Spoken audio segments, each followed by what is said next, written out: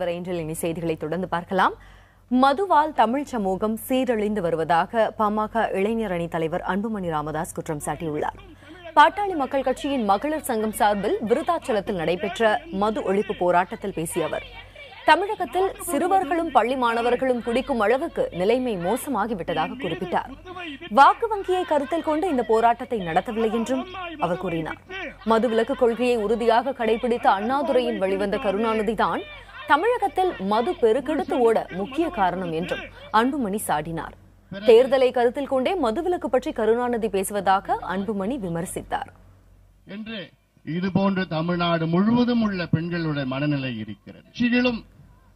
நாங்களும் மதுவை ஒழிப்போம் என்று விதமான நோய்கள் வரும். அதிலே அதிக நோய் வருவது அடுத்தது வரும் புற்றுநோய் வரும். 10 ஆண்டு காலமாக முதலமைச்சராக இருந்த கலைஞர் அவர்கள் இத்தனை முறை சொல்லியும் கொண்டு வரவில்லை. இப்பொழுது மீண்டும் 6வது முறை சொல்லியிருக்கின்றார். அவர் கொண்டு வருவார் என்று நீங்கள் நம்புகிறீர்களா? நிச்சயமாக கிடையாது. எதற்கு சொல்கின்றார் என்றால், அது தேர்தல் வந்துவிட்டது. தேர்தலுக்காக அவர் தேர்தல் வந்தால் என்ன வேணா சொல்லுவார், எதை பத்தியும் கவலைப்பட மாட்டார். அப்படிப்பட்டவர் தான் கலைஞர் அவர்கள்.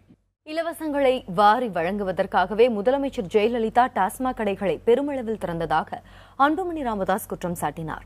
மது தனி மனித பிரச்சனை அல்ல, சமூக சீர்கேடு என்றும் அவர் குறிப்பிட்டார்.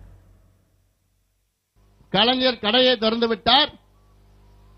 இந்த அம்மா டாஸ்மார்க்கை திறந்து நீங்க நல்லா குடிங்க, உங்களை பற்றி கவலை கிடையாது. இந்த பணத்துல என்ன கொடுக்கறாங்க? உங்களுக்கு இலவசத்தை கொடுத்துட்டு, தேவையில்லாத இலவசத்தை கொடுக்கறாங்க. இந்த மது பிரச்சனை இது ஒரு சமூக பிரச்சனை, இது ஒரு சமுதாய பிரச்சனை, இது ஒரு சுகாதார பிரச்சனை, இது பெண்களுடைய பிரச்சனை, அடுத்த தலைமுறை பிரச்சனை, நம்முடைய கலாச்சார பிரச்சனை, ஒட்டுமொத்த தமிழ்நாட்டினுடைய முன்னேற்ற பிரச்சனை. இதை ஏதோ திடீர்னு வந்து நாங்க அரசியலுக்காகவோ ஓட்டுக்காகவோ இதை நாங்கள் நிச்சயமாக தேர்தலுக்காகவோ உறுதியாக நாங்கள் செய்யவில்லை.